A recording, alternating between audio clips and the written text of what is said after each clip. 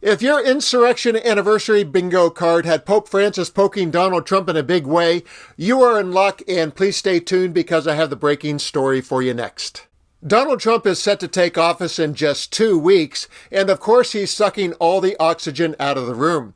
He's been busy floating pardons for the January 6th rioters, stacking his administration with billionaires and loyal lackeys, and then there's his full-time job of demonizing immigrants.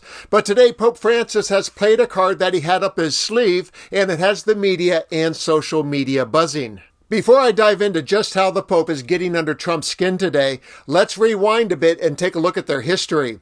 In researching this story, my memory was jarred, and I was surprised to see the level of animosity between the two, and spoiler alert, turning the other cheek is not their style. Have a look at Trump's response to the Pope saying he's not a man of God, and at one point the audience laughs in his face. Donald Trump versus the Pope. I thought I'd never say those words together. How surprised were you by what the Pope said? For those who don't know, he said, part of what he said was, a person who thinks only about building walls wherever they may be and not of building bridges is not Christian. This is not the gospel. Well, I didn't think it was a good thing for him to say, frankly. And he was talking about the border. And as you know, I'm very strong on border security, and we have to have a border in this country. And we certainly don't have one right now. And as you know, we're talking about building a wall. We're going to build a wall, and Mexico is going to pay for the wall. And that's the way it is. We have a trade balance, and if you look at it, imbalance of about $58 billion with Mexico. And it's really more than that because we also subsidize, et cetera, et cetera. So they're going to pay for the wall. But somehow the government of Mexico spoke with the Pope. I mean, they spent a lot of time with the Pope. And by the time he left, he made a statement. I don't know if you think the government of Mexico somehow got the Pope to say this? Well, I don't think they said that way, but I think they probably talked about, isn't it terrible that Mr. Trump wants to have border security, et cetera, et cetera. And the Pope made the statement, and I think it was probably a little bit nicer statement than was reported by you folks in the media, because after I read it, it was a little bit softer. But the bottom line is we've got to have a border. We've got to have security. We have tremendous illegal immigration in the country. Well, I'll just say the Pope did go on to say this is not the gospel. As far as what you have said about whether I would advise to vote or not to vote, I'm not going to get involved with that. I say only that this man is not Christian if he has said things like that. You've been in fights with a lot of people, but with the Pope, I mean, does it give you pause? The Pope, global spiritual leader. He's a handful.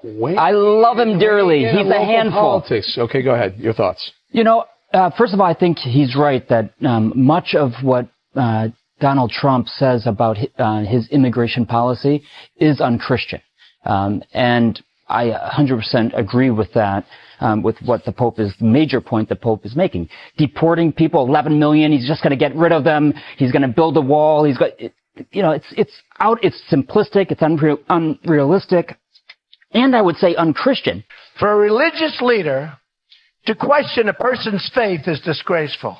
I'm proud to be a Christian, and as president, I will not allow Christianity to be consistently attacked and weakened. And now let's fast forward to the next chapter in the battle between the Pope of the world and the Pope of Mar-a-Lago.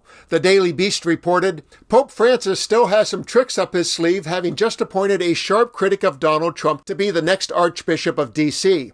And the Washington Times posted, the Pope was tapping one of his most progressive, like-minded allies, and the Washington Examiner said, Pope Francis named Cardinal Robert McElroy to be the Archbishop over Washington, D.C. The promotion comes on January 6, 2 weeks before President-elect Donald Trump is inaugurated. 70-year-old McElroy was the outspoken bishop from San Diego who had criticized Trump's deportation plans since his first term. We in our own diocese tend to focus our own diocese. And one of the contributions which in the role of cardinals we can make is to point with some constancy to that idea that we are part of a universal community. In 2017, McElroy said, quote, we must disrupt those who would seek to send troops into our streets and deport the undocumented to rip mothers and fathers from their families. The cardinal has also called for the ordination of women as deacons during his career. McElroy is a native of San Francisco and succeeded Archbishop Salvatore Cordileone in 2022. This was after Cordileone recommended Representative Nancy Pelosi not receive communion due to her stance on abortion, McElroy rejected that recommendation. Cardinal Wilton Gregory, the previous Archbishop of Washington since 2019, is retiring. He was the first black leader of the Catholic Church in Washington and the first ever black U.S. cardinal. First off, I think it was blasphemous for the Pope to accuse Donald Trump of not being a Christian. After all, Donald has no shortage of well-staged photo documentation to support his love of the church. And there is no way that imagery like that is just a charade to appeal to gullible voters and at times separate them from their money. All Americans need a Bible in their home, and I have many.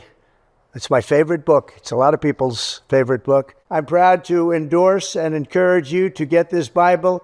We must make America pray again. As for the Pope sticking a thorn in Trump's Washington, D.C. behind just days before he takes office, he is showing that at 88 years old, he retains the God-given talent of subtle subversion.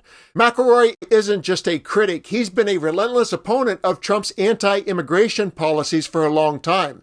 And this move of pouring holy water on Trump's victory lap feels like a blessing for the resistance to come.